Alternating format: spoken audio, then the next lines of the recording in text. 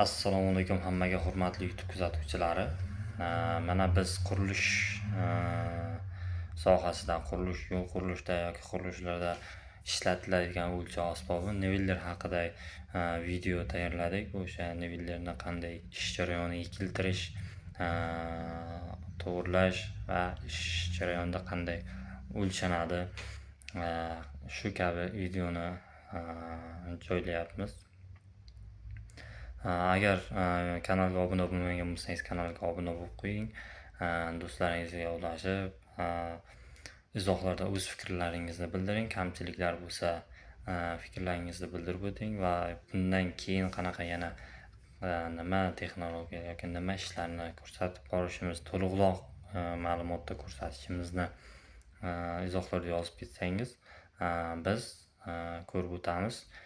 Marhamat, videoni ko'ramiz.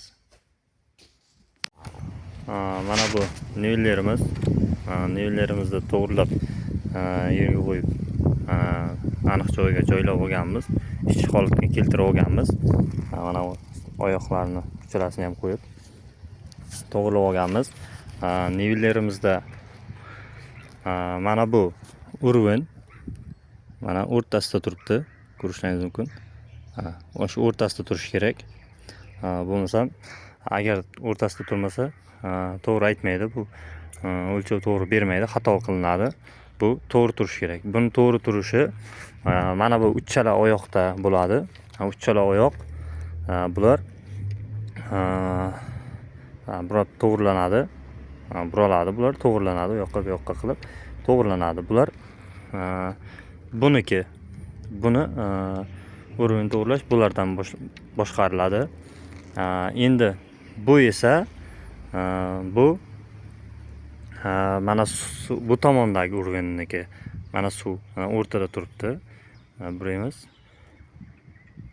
o'zgaradi. Mana bu tomonga buramiz. Bu tomonga buramiz, u tomonga ketadi. Mana shu o'rtasida turish kerak. O'rtasida turgani bu yerdan ham ko'rinadi. Agar hozir ko'rinsa, bunda ko'rinishi qiyin ekan. Mana u chap chekkasida ko'rinib turibdi. Mana chap chekkasida suv bor, ko'rinib turibdi. Yaxshi ko'rinmadi. Bu shu urvinniki bu tugma bo'ladi. Bu bilan to'g'rilaymiz. Bu esa o'sha nivellarda chiziq bor. Ichida mana chiziq ko'rayotgan bo'lsalaringiz, chiziq bor. Plus chiziqlari. O'sha plus chiziqlarni aniqroq qilib ko'rsatadi bu. Qoraroq, to'yuqroq qilib ko'rsatadi chiziqlarni aniq ko'rishingiz uchun. Bu bilan esa bu o'sha siz to'g'ri turadigan, boradigan narsani, uni rekasi bor, o'sha rekaga to'g'ri ko'rinishi bo'ladi. Mana shundan qarasak, mana shunday qarasak, to'g'ri o'shanga ko'rinamiz. Bu o'shaniki. Bu esa biz ko'rayotgan o'sha joyimizni, u joyimizni tiniq, xira bo'lsa, bu bilan tiniqlashtirib ko'ramiz. Bu o'sha vazifani bajaradi. Bu esa nivellerni mana bu qismini burilishini juda sekin ozgina burish kerak bo'lsa, mana shuni burib, to'g'rilab burib olinadi u yoqqa. Mana hozir u tomonga burasak, mana o'ng tomonga kelyapti. O'ng tomonga qarab burilyapti. Agar bu o'zimizga qarab burasak, bu tomonga qarab buraladi. Bu shu vazifani bajaradi.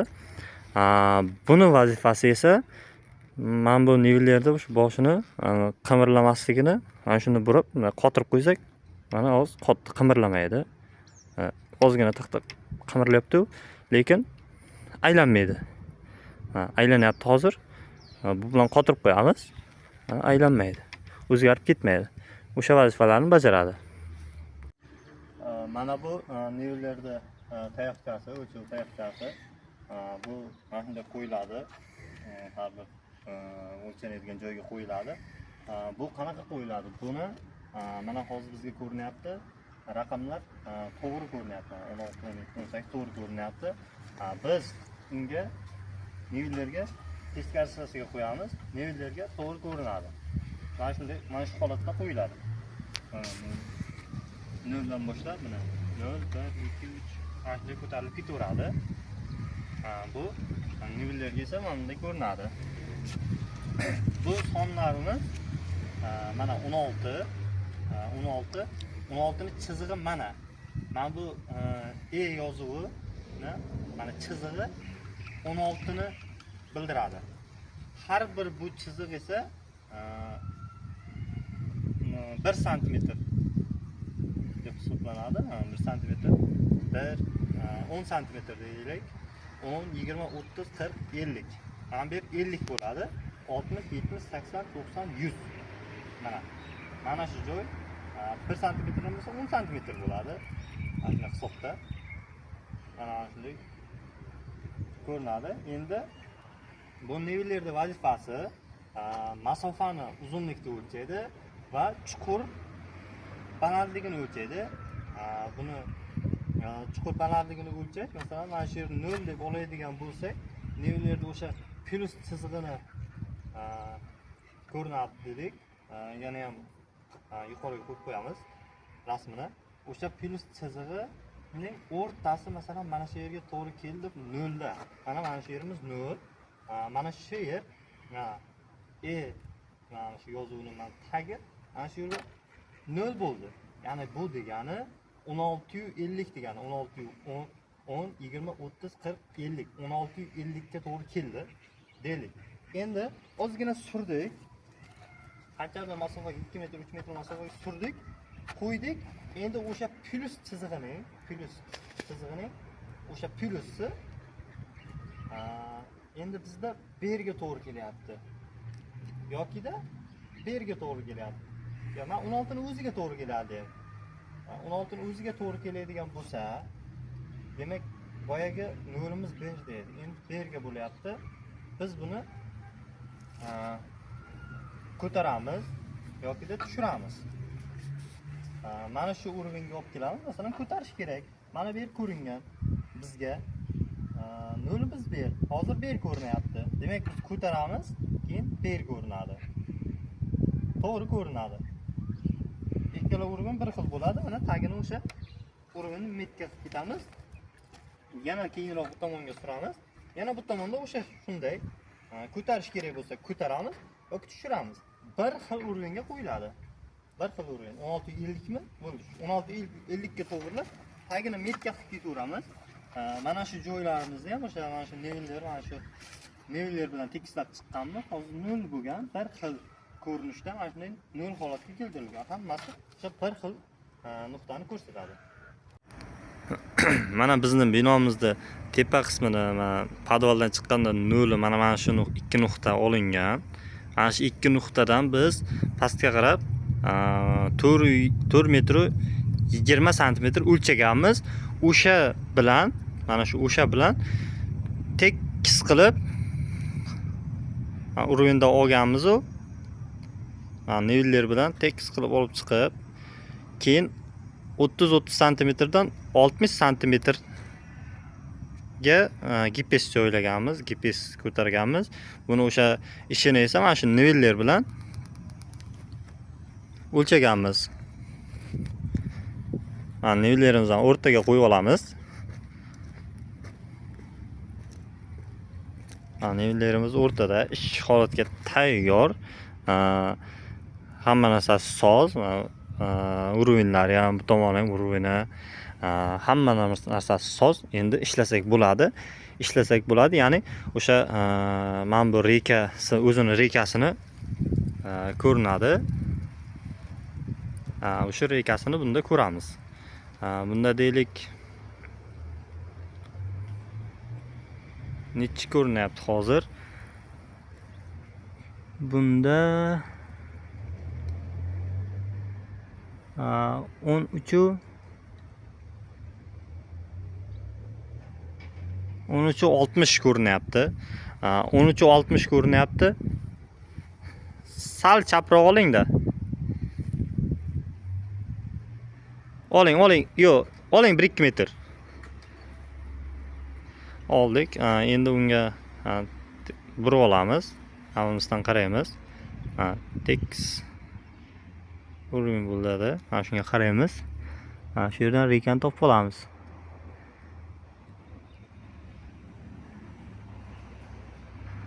Rekani topib olamiz.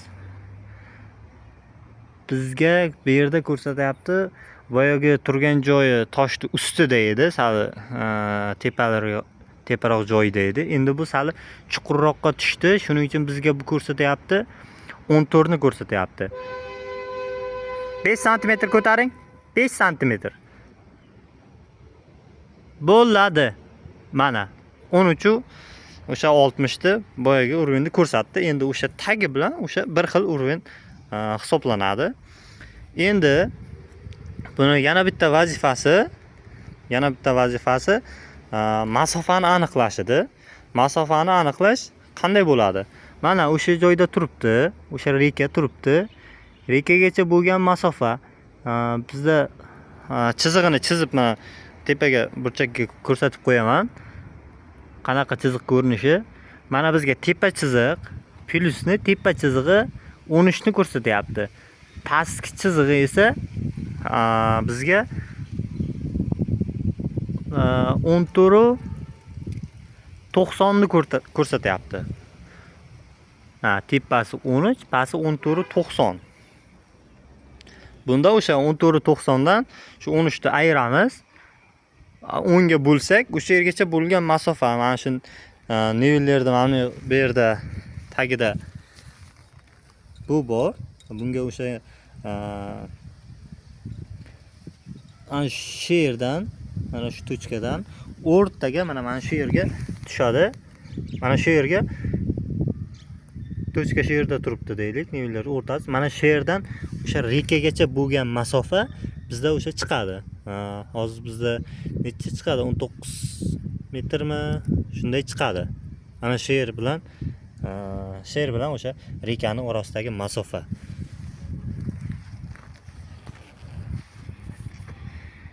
Asosan bular mana shu ikki narsaga kerak bo'ladi. Mana o'sha yerdagi masofa, boya aytganimizdek, pastki chizig'i 14 ni, tepa 14.90 ni, tepa chizig'i 13 ni ko'rsatdi.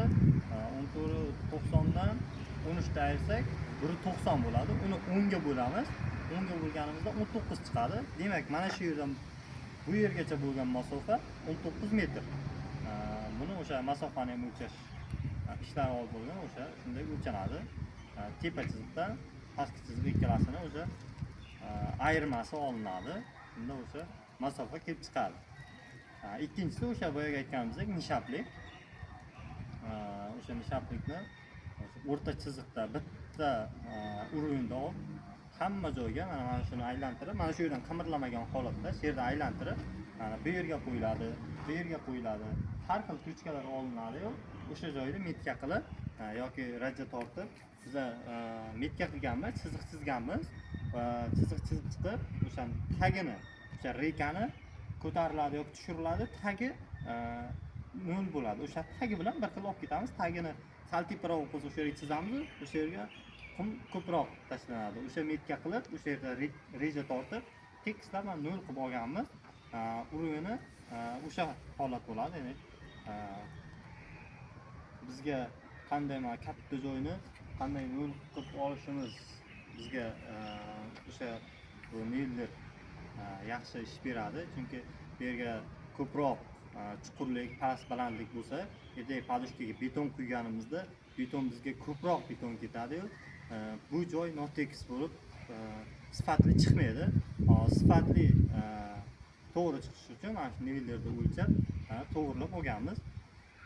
Nivellar qurilishda, yo'l qurilishlarida, mana shu qatlamali ishlarda ajoyib ishlarni bajaradi. Bu bizga oson hisoblanadi. O'sha qanday urinlarni olish, masofalarni olish bizga yaxshi ko'makdosh bo'ladi. Rahmat.